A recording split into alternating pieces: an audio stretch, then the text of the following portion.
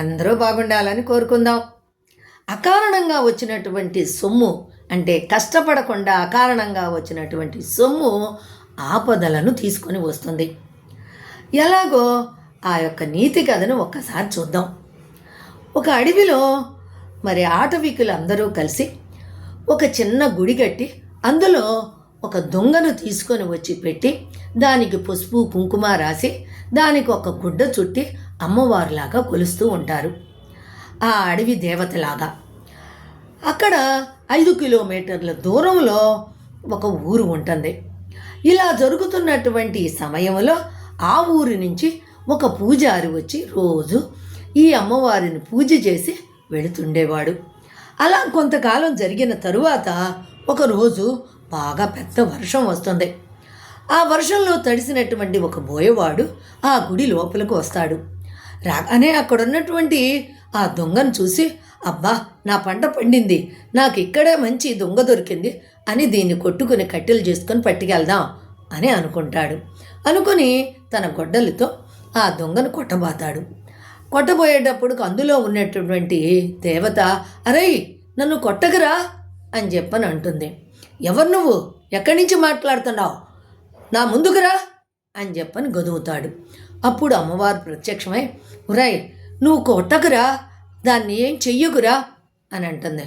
చెయ్యకపోతే ఎలాగూ, నేను ఈ దొంగను కొట్టుకుంటే నాకు కట్టెలు వస్తాయి, నేను జీవించాలి కదా అని చెప్పని అంటాడు.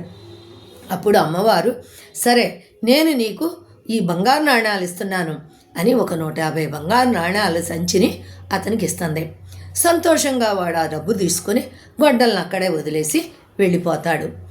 అదంతా కూడా రోజు పూజించేటటువంటి పూజారి గారు అక్కడుండి చూస్తాడు. నిత్యం పూజించే నన్ను కరుణించని దేవత అమ్మవారు గొడ్డలతో నరుకుతానన్న ఆ బోయవాడిని కరుణించింది అని కొంచెం అత్యాశతో, నేను కూడా ఈ గొడ్డలతో నరకుతాను అని వచ్చి గొడ్డలెత్తి నరకబోతాడు. వెంటనే ఆయన కళ్ళు పోతాయి. అది తెలుసుకున్నటువంటి మరి పూజారి, అమ్మా నన్ను కరుణించు, తప్పు చేశాను అని ప్రాధేయపడతాడు. అప్పుడు అమ్మవారు ప్రత్యక్షమయ్యి, మరి ఆడంటే అజ్ఞాని, వాడికి తెలియదు కాబట్టి నరకబోయాడు, అతనికి ఇచ్చాను, నువ్వు జ్ఞానివి మరియు నన్ను నిత్యం పూజించేటటువంటి వాడివి, అలాంటి జ్ఞానివి నన్ను నరకడానికి వస్తావా అని చెప్పి కోపంతో మాట్లాడుతుంది. అయినా కూడా అనవసరంగా వచ్చినటువంటి డబ్బు, అకారణంగా వచ్చినటువంటి డబ్బు అది ఎప్పుడూ కూడా అవసరానికి ఉపయోగపడదు, దాని అపాయాలను కొనితెస్తుంది. వెళ్ళు, ఇప్పుడు ఏం జరుగుతుందో చూడు అని చెప్పని అంటుంది. అతనికి ఏదో ఇచ్చేశాను అనుకుంటున్నావు కదా, అదేంటో వెళ్ళి చూడు అని చెప్తుంది. అప్పుడు ఆ పూజారి ఆ బోయవాడి వెనకాలే వాళ్ళ ఇంటికి వెళ్తాడు. అక్కడికి వెళ్ళిన తర్వాత ఈ బోయవాడు ఆ సంచిని తీసుకెళ్ళి భార్యకు చూపిస్తాడు. భార్య, వీటితోటి నేను నగలు చేపించుకుంటానండి అని చాలా సంతోషపడుతూ ఉంటుంది. అలా వాళ్ళిద్దరూ సంతోషంగా మాట్లాడుతున్న సమయంలో వాళ్ళకొక తాగుబోతూ కొడుకుంటాడు. ఆ కొడుకు వచ్చి ఆ నగల మూట నాకు కావాలి అని అంటాడు, ఆ బంగారు నాణ్యాల మూట. అంటే ఇద్దరు ఇవ్వటానికి ఒప్పుకోరు. అప్పుడు వాడు కోపంతో గొడ్డలితో వాళ్ళిద్దరిని నరికివేసి ఆ బంగారు నాణ్యాలున్న మూటను తీసుకొని వెళ్ళిపోతాడు. అది చూసినటువంటి పూజారి గారికి చాలా భయం వేస్తుంది. భయంతో పరిగెత్తుకుంటా అమ్మవారి పాదాల మీద పడి, అమ్మా నన్ను క్షమించు, నేను చాలా తప్పు చేశాను అని వేడుకుంటాడు.